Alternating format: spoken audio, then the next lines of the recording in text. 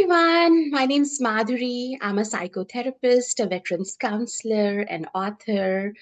And thank you so much for joining me and watching me on Soulful Conversations with Madhuri Govindu. I have a wonderful guest today. His name is Derrick Iozzio. Derrick, welcome to Soulful Conversation. Well, thank you for having me, and good to Thank you. meet you and talk with you. Yes, yes. So today's guest, Derrick, served in the US Army from 1974 to 1982, enlisting right out of his hometown in New Jersey. And after completing his basic training at Fort Dix, his career took him across multiple duty stations, right? Maryland, Germany, Texas, Alabama, Georgia, Indiana, and more, right? He rose to the rank of a staff sergeant and was honorably discharged after 8 years of dedicated service. Thank you, Derrick, for everything that you've done for us. And along the way, he earned quite a bit of recognition, including the National Defense, Good Conduct, Professional Development, Overseas Service Ribbons, and the Gold Recruiting Badge. The Veterans Affairs also recognizes him as both a Vietnam era veteran and a Cold War veteran. And his story reflects not only a career of service that took him across two continents and disciplines, but also the lived experience of a generation of veterans whose contributions I feel are often overlooked. I've included some of that in this book that I had written. Thank you for your service. And Derek also inspired me to and contributed towards this book. But Derek, today is about you, and there's so much that I want to ask you today, right? Can you share what first led you to join the service? Sure. As a high school senior, my whole ambition was to drive a bulldozer. I just loved the construction business, um, and growing up in New Jersey at that time, I was too young to get a job driving a bulldozer. So I looked at the military, and the Army had a program that just fit me, so I enlisted. Thank you. Thank you for doing that. And that, I guess, opened up a lot other things in your life, that decision to join the service. So I want to touch base on what was life like for you during your time of service? And if you can share both the challenges and the proud moments, would love to listen to your story. Sure. But again, being a 17-year-old kid, teenager, it was a culture shock. Getting off that bus in basic training and having these Vietnam veteran drill sergeants screaming and yelling at you, something I wasn't used to. So that was the culture shock. I made it through basic training with the guidance from those veterans, those drill sergeants. Many of them were freshly back from serving in Vietnam. So their experience, I guess, instilled in us recruits survival and just getting along in the military life. We learned a lot from them, um, and that helped me through my career in the Army. And I'm not going to sugarcoat it. There were some tough times in the Army, being a young private, and anybody that served, you're the new person.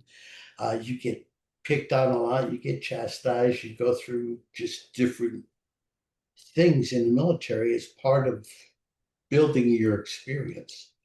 Um, as I made rank and got more experience, I could see that hard work and putting up with the little stuff paid off.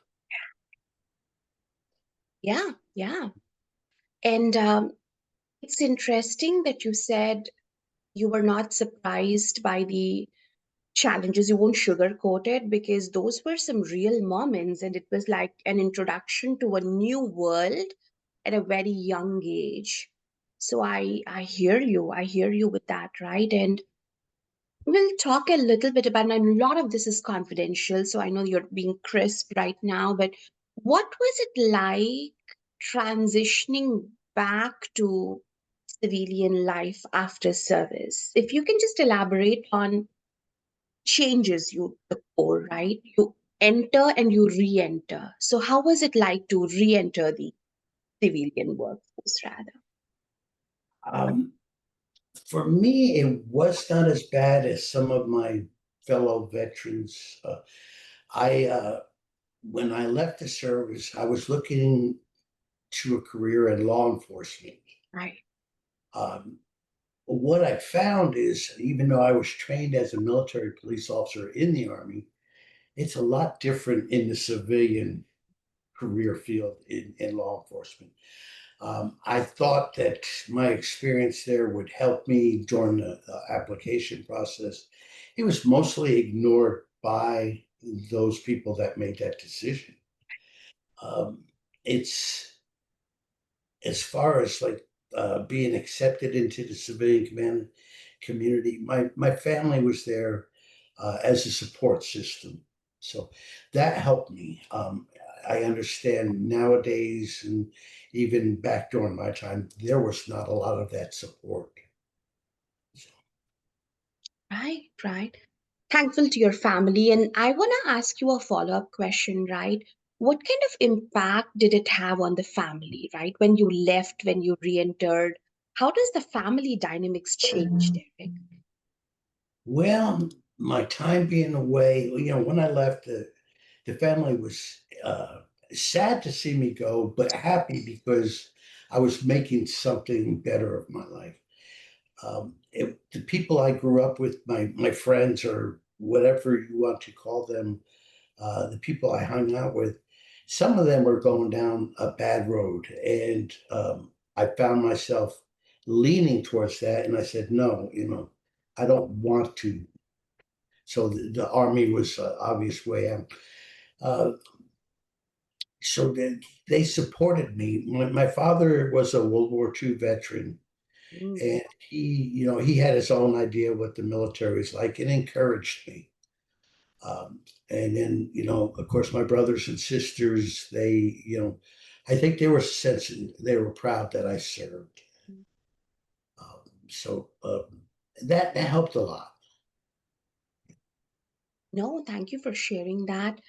And can you also tell me what parts of your service do you wish more people understood on a human level?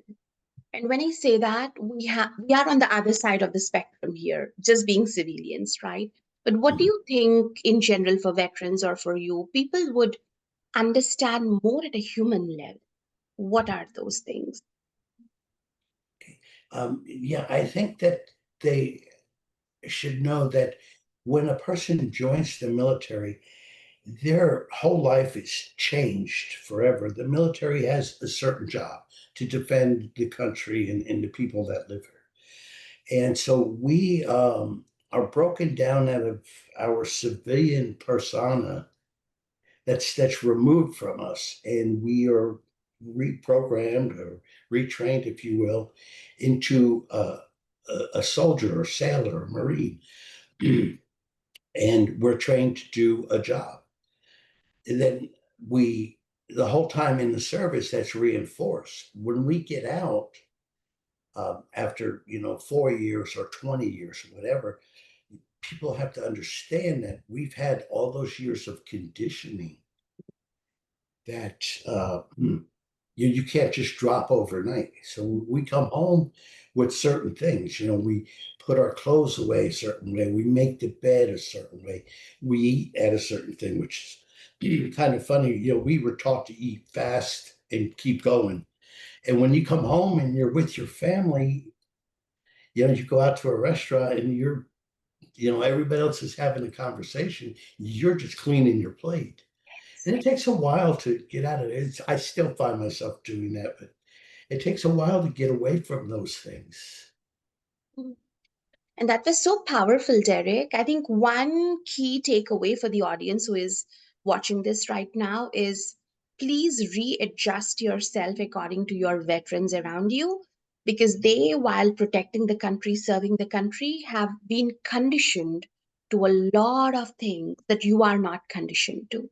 So you allow them the grace to have a reconditioning and also match your pace with their pace as a form of respect is what I feel is important, right? Because what you said was just one part of the whole conditioning, but there's so many other things, like some of them have seen some heinous stuff, right? PTSD and complex PTSD. So it's so important to tune yourself or align yourself to the veterans around.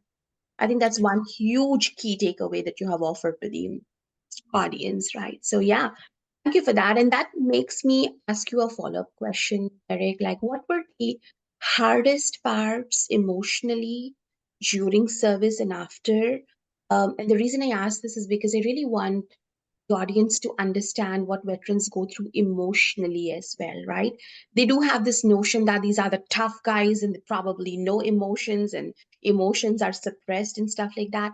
But if you can just help us sneak peek into what was it for you emotionally when you were there and after you came back?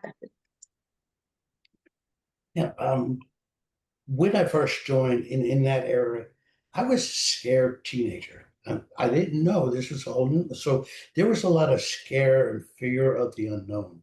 And it took a while to understand that these people were there to help you survive and get through that.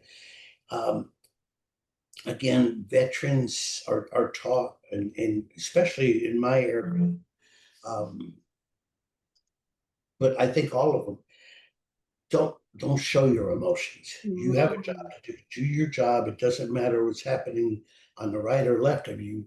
Your job is to move forward and complete your mission. And that meant the unfortunate thing if somebody uh, in your platoon or unit gets injured or worse, Mm. you did not have time to process the emotions on it. You had a job to do. Uh, More and more now, and I'm happy to see that there are things in place to help soldiers and service people process those emotions when the time is appropriate. And that's what I'd like to see. Yeah, Yeah. yeah, yeah. Right. No, you're very right about that, that there are some really good resources in place right now. I also want to ask you this, right? When people say thank you for your service, how does it land with you and what would feel more meaningful? And I think I kind of dedicated this whole book only on that, Derek, that when you say thank you for your service, please mean it. It's not about a pizza invitation or a discount on a certain day, but thank you for your service has so much of weightage that a lot of people don't understand, right? So elaborate that phrase for us or tell us how can we civilians be more meaningful when we say thank you for your service, right? What are your thoughts on that? Yeah, to me, it's similar to when you're seeing somebody, you meet somebody, and you say, "How are you?" How are you? Hmm. Really want to know how they are, or is it just a casual greeting? The same thing with thank you for your service. If you really mean it, then say so. I really thank you for your service. A lot of veterans are, they don't know how to respond to that. I've taken to the part where somebody says thank you for your service. I would say my pleasure or my privilege to serve and protect his country. But and you can tell, a person can tell if somebody's being sincere when they make that statement. So I think it's important that we recognize the service of our brothers and sisters, and if we do so with a genuine heart, and just not a casual greeting. So, and Right, right. It's not a casual greeting. Yes. so, and to the people that have not served or are not familiar with service people, I think if they try to get a little understanding of what military life is like, that will help them the next time they meet a veteran and say, thank you for your service. They can really understand the true meaning of that. I agree with you. And having worked with hundreds of veterans, Derek, I can tell you so many of them have gone through military sexual trauma or some other stuff that stays with them, right? So when you see a veteran being hyper vigilant or some of the other behaviors, right? What would you want civilians to understand about them, like on a day-to-day basis when they meet them, right? What is something that civilians should be careful about? To say or not to say? What would you say some of those things could be? Okay. Yeah. Having gone through that, I've been diagnosed with post-traumatic stress. And so I face that almost daily, being hyper vigilant. And again, you got to understand that we were conditioned to react and act in certain situations in certain ways. So when we're out in the civilian world enjoying the beach or a restaurant or a movie or whatever it is, and we seem to keep our head on a swivel and always, watching for danger, that's that part of that conditioning that's still in our cells. Um, what I would like for civilian people to understand is that we're not crazy. You know, um, we are just exercising what we have been conditioned to do. So don't ask, make statements like, "Oh, okay, there's no combat here," or "We're not in a war here," or um, "You don't have to worry about killing those people over there," things like that. And people say that, maybe jokingly, but that again adds to what that veteran's going through. They can there are resources out there to help people understand this hypervigilance, and your family and those that are close to you can help you work through that. And eventually, it won't be as obvious. It'll still be there, but it won't be as obvious. Correct, correct. So you're also saying that don't trivialize it just by saying that don't worry about it. You're not in war right now. There is nobody to fight here. Take it easy. They know, right? They went there, they came back, they know, but their conditioned mind and post PTSD and complex PTSD, those do not help them much unless they take therapy and are in like deep healing. So the whole family and the civilian people can be very patient with veterans and not use these statements like, this is not combat, oh, come back, oh, you will be fine, right? Because doesn't help. We already know that. So, yeah, Yeah, yeah, very true. no, no, that's a beautiful takeaway. Any of those experiences from your service that you carry today, was there something that you remembered you were fond of when you were in your military service, Derek? Would you want to share something with us? Sure, there's a lot of things that I think are helpful. One of the things as an NCO, a non-commissioned officer, I've always learned to look out for the welfare of my soldiers.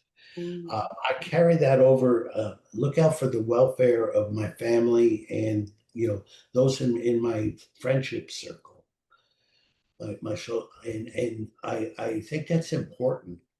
Uh, just to check on people to see how they're doing and make sure that they have at least the basic needs as you're able to provide for them. mhm, I think that's very important. That leadership training that you learn uh, should carry in some form, a positive form, into the civilian life. mm, So that's one thing I really like that I carried. The other is the discipline. You know, mm. I mentioned earlier about making your bed and putting your clothes away. I think that's helpful. I keep a neat surrounding. Just I think that's the thing for me to do. Other people have different lifestyles. I think that's good. Yeah, that's important to keep in mind, right? They say cleanliness is next to godliness. So Exactly. All that you do is the way you live your days, the way you live your life, right? So I think those beautiful things that you do. Well, thank you for sharing that. Um, and I also wanted to dive into what do you want the younger generations to understand about service and sacrifice? And that's for all of us who are listening to this right now. What do you want us to understand? Serving in the military, serving this country is one of the most important and things that we can do. It's not for everybody, but if you are so inclined to learn a trade and get experience and broaden your horizons, if I'm going to use that term, serving in the military is one thing that you could do. Um, it's a paid job. Your basic needs are met. You have opportunities to further your career, go into a different career field, go to school. More importantly, meeting people in different cultures. And you will have a better understanding of the world, which will help you in life. Such profound advice there, Derek. Thank you for that because these might sound simple, but they are so powerful and effective, right? Just a text message, just a check in, just being with people, going back to school, all that can add more value to someone's life. So, yeah, no, thank you for those important reminders. Since you have been through the Vietnam era and the Cold War service, what does patriotism mean to you now? And what is a message that you have related to patriotism? I think you've seen so much since then, Derek, and so much has changed right now. So tell us more about the transition and more to do with patriotism. When I grew up, we recited the Pledge of Allegiance in school. And there was a certain, we had a certain understanding that this was our country. And, I pledge allegiance to the flag. But having served, I see the deeper meaning in that this is our country, each one of us here that lives here. This is our country, and we all need to do our part in some form or fashion to preserve this so that other generations coming behind us will enjoy the freedoms that we have, all the resources that we have. So being patriotic after service means a lot more to me than when I was, in second grade reciting that pledge, being led by a teacher and not really understanding what those words meant. But that pledge was written for a reason, and the way it was written, there was a reason behind it. We need to stop and reacquaint ourselves with that pledge and look at each sentence, each word, and see what they really mean to you inside. They have a deeper meaning for me now. Correct, correct.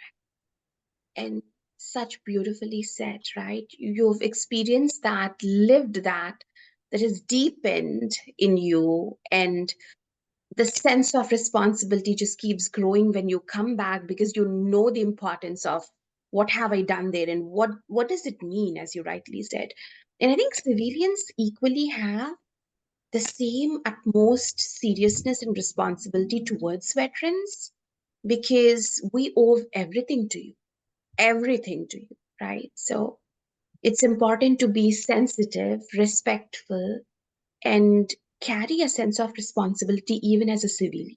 That what can I do as a civilian right now for my country, right? So, no, you just said it when you said as a child, the teacher and the words, and you live it and you know the meaning of it. So, yeah, yeah. Yeah.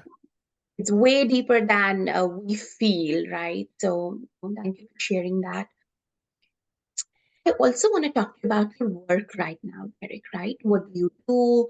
Talk to me a little bit about Victory for Veterans. The veterans that I speak to right now, a lot of them could be interested in joining these free groups, right? And I know I have been a part of a couple of Victory for Veterans groups. So if you could tell us a bit about the work you do and Victory for Veterans and dear audiences, I'm going to go ahead and put all the links in the comments below so that you can join and share it with your fellow veterans as well. But tell us a bit about your work right now. Okay. I discovered peer support back in, I think it was 2004. I didn't really understand the whole concept of it, but as I researched it and then eventually got certified as a mental health peer specialist, I found that it it's a good transition step between somebody that needs some type of help, emotional, mental health help, to get them. A lot of veterans and first responders, and many people are afraid to go to a therapist, Mm. psychiatrist, or psychologist because they don't want to get labeled as crazy. They have this misconception that being able to talk to a person like you can help you process the emotions and help you, remove some of that shame or guilt or grief, whatever. So, my work as I got certified as a peer support specialist, I volunteered to support, run, or facilitate peer support groups, and with individuals. I found that as a veteran, I can have a deeper conversation with other veterans because we have similar experiences. I might have served way back when, and they may have just gotten out, but the similar experiences are still there, and I could talk to them. I like to say I listen to them more than talk. I Because a person will tell you what they need if you listen properly. Mm. Once I do that and establish, a relationship with them, then I help them explore, ways that they can get resources. Um, and that has been my work. And then, during that whole period from 2004 until present day, I got more concerned with the suicide Yes. crisis. That is near and dear to my heart because suicide is a permanent solution to a temporary problem. And I like to, I'm not a crisis counselor, but I like to understand or help people to understand that what you're going through right now, as bad as it may seem, can be gone tomorrow. There's a resource and a solution for that. Don't end your life, and that's my key takeaway. Don't end your life. You are needed here. You are wanted here. So Thank you, Derek. you're That's so welcome. close to my heart as well because the numbers say that it's 17 on an average per day is what the numbers say. And you're so right that this is a permanent solution to a temporary problem which will not even exist if you reach out to the right resources. A therapist, a family member, a peer group, or some friend, and it's not a permanent solution. It's a temporary problem. So, oh, I totally agree with you. Totally agree with you. Even with civilians, you would recommend that we check in. If not anything, just check in. If you know a veteran, check on them. Do they need something? Just a quick check in is more than enough for anyone to even attempt to save a life, is what I feel, Derek. Yeah. I agree with you on that. Pick up that phone and send a text or a phone call. Hey, what are you doing? Got time to get a cup of coffee, or do you need anything? Just simple little thing. Couple of seconds, and you never know what another person is going through. And you may be that voice that clicks in their head and you say, hey, okay, let's go get that cup of coffee and let me tell you what I'm dealing with right now. And it's so important. Yes. Yes. The other important aspect that you brought up so beautifully is listening. Just listening. I remember I was in my clinical mental health counseling master's second year program, and I was trying to interview a veteran and just to understand their experiences, etc. By the time the whole interview was done, the only question he asked was, did you deeply listen to me? Did you capture everything that he told you?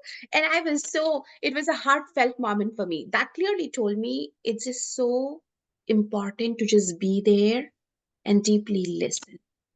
Quite a lot of times they don't need bounces and books of advices. They just need someone to deeply listen. I think that is something that civilians can do. Just stay there and listen. So I Yes. that was a very good key takeaway for today. Yeah. Yeah. It's Oh, yeah. Sorry. Go ahead. Now, I was just going to say, that has some benefits too, because now, our World War II veterans are slowly passing on. Next, it'll be the Korean War and then the Vietnam, and on and on. We can't stop that. That's life. Hmm. But any time that you have an opportunity to talk with a veteran, World War II, you're talking to history. And it doesn't matter what role that person played during that time, that's history. And to be able to talk to history is so powerful and so meaningful. You can gain an aspect. And if I may share really quickly here, I had the opportunity, I was blessed to have lunch with General Omar Bradley from World War II while I was stationed at Fort Bliss. And it was just an honor being in the same room with that part of history. And I remember people were asking him different questions. And one asked him this question, which was, it had a two-part meaning for me. They said, "Sir, will we win our next war?" And General Bradley so profoundly stated, "We have to." I took that to heart because I'm not, not only the physical nasty aspects of a combat shooting war, but the war that we are fighting in ourselves in this country with mental health, suicide, MST, and all that. We have to win that war. We can't allow the enemy to win it. So, I say this to anybody that's listening there. If you're dealing with emotional problems, mental health, finances, MST, whatever, we have to win that war. So reach out to resources that Madhuri's going to put in the chat. Reach out to her. Reach out to me, and together we can fight this and win. We have to.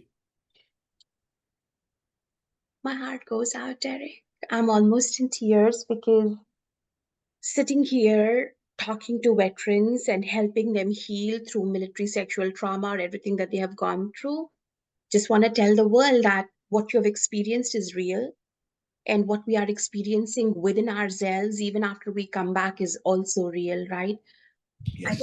I think nothing ends when you end the service. The actual real battle begins when you re-enter and live with those experiences. Like 7 years, but the rest of the 60 years or 50 years or 30 years is a battle within that everyone around, and we have to hold hands together and take each other along, right to home. So such well said, Derek.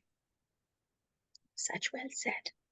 Thank you. I feel we have a lot to ponder on by listening to you right now, right from deep listening to respecting to just a quick check-in message and ensuring that the word suicide doesn't cross our minds. And if it does, we reach out to somebody for help because, as you said, it's a temporary, it's a permanent solution to a temporary problem, and those problems will not even exist in the future. I think that was a huge, huge takeaway for me for today. Derek, I know you've given us a lot of things to ponder on and feel today, but was there any other message that you have for fellow veterans, for us, and the state of the world events right now, right? Any message that you have from your experiences? Yes. First, to my brother and sister veterans, the first responders, and active duty. ask for help. There is no shame in asking for help. And I know we're all the big macho superhero personas that we want people to perceive us as, but you know what? It takes a strong person to say, I need some help. So ask for help. I made that mistake myself, and it cost me a lot because I refused to accept that I needed help. So that is my main message. If you are thinking about ending your life for whatever reason, ask for help, please. Okay. We Derek, may not have the answers right then and there, but you know what? We can find them somewhere. yes, yes. Derek, I have a follow-up question here, and this is sensitive, right? What could be one of the reasons why a veteran would hesitate to ask for help? They know they need help, but in that moment, it's a lot of hesitation to ask for help. Tell us a little bit about what's going on right now in their minds when they do that. The stigma, as a veteran and first responder, you don't want to get that label as crazy, and the stigma is caused by lack of education and knowledge. So that is the biggest part in my point of view. Uh, we're not going to label you crazy if you say I need help. If you are diagnosed with depression or PTS or MSD, we're not going to label you, okay? We're going to help you find the resources to get through that. So to me, it's very important. Don't let the stigma stop you. Yes, yes. And I think we also play a huge part in creating that stigma. So it's a huge eye opening moment and awareness for the rest of the world that these are diagnoses to understand you better. This is not a label to create some stigma in you, right? So I think the destigmatization needs to happen even in people, that you cannot label someone as mad, crazy, depressed, or traumatic, or no, you don't label. Everyone's a human and they have their own experiences. And Derek, I think that's what they say, right? If you would have walked in their shoes those 7 8 years, you also would have probably, you would be speaking a different language, right? Yes, You haven't walked in those shoes, you're just witnessing somebody who has walked in those shoes. There's a hell lot of a difference there. right. Yeah, very true. But thank you for bringing up the stigma piece here, Derek, right? We all have to be very careful with our ideologies, thought processes, our words when we are in front of veterans, because everything is so, it is sensitive for them. As you rightly said, you're still sitting in a restaurant finishing that plate because you're being conditioned to do that for so long. Right? So Yes. it's going to take some time for that to, you know. Derek, thank you for You, today. And it was such lovely talking to you. I think the last couple of minutes you have given us a lot to think about, feel, and act on. I'm going to take your email address and place it in this YouTube link for our audiences to just email you, reach out to you if they need help. We never know, maybe a veteran is listening to this and he could reach out to you or me when they need us. And this is for the entire nation to know that they are supported. And I think this is the least that we can do. But I want to thank you so much from the bottom of my heart for being here and sharing glimpses of your life, which we wouldn't have known otherwise. So I want to thank you. you're welcome. And I really do want to thank you and let the people that see this know that I really appreciate Madhuri and the people like her that go out of their way to help us, the veterans, the first responders, and really everybody. But uh, there are a lot of people out there in the mental health career field that do it just for the paycheck. Unfortunately, there's in many fields, but it's people like you that really strive to understand the veteran lifestyle, the point of view that they have and what they're going through, and wanting to help that's so important. So I thank you for doing that and continue with your great work. Humbled, Derek. I think it's our prime responsibility. It's our duty to help those, serve those who have served us, right? We are sleeping nice and easy today, never seen that part of the world because there is someone there protecting our borders, protecting our country. And it's just the basic common sense for probably every human, every civilian, every therapist to remember that this is one area where everyone should go an extra mile wherever they can.